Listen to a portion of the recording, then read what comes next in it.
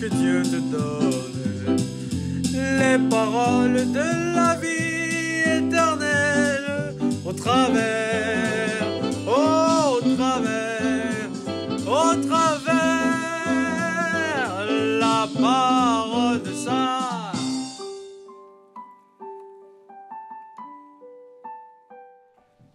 Bien-aimés dans le Christ, face aux difficultés de la vie, face aux épreuves, l'attente d'une réponse immédiate peut être longue, voire décevante, tandis que l'attitude proposée par le Christ est celle de la foi. Mais bien-aimés dans le Christ, lorsque nous sommes désemparés, lorsque nous sommes éprouvés, le Christ nous propose de poser un acte de foi plutôt que de rechercher les raccourcis. Et le raccourci ici, en l'occurrence dans cet évangile, c'est de crier vers lui.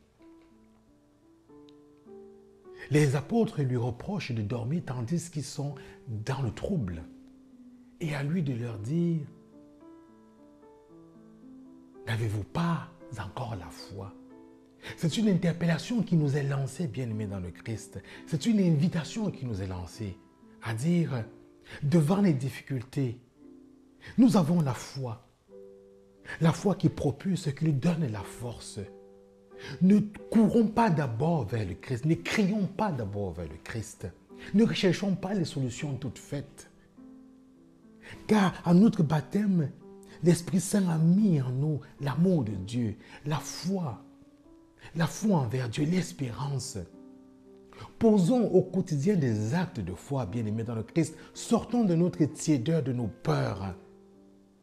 Arrêtons de tout de suite penser à crier vers le Père, à crier vers le Christ, à invoquer le Christ.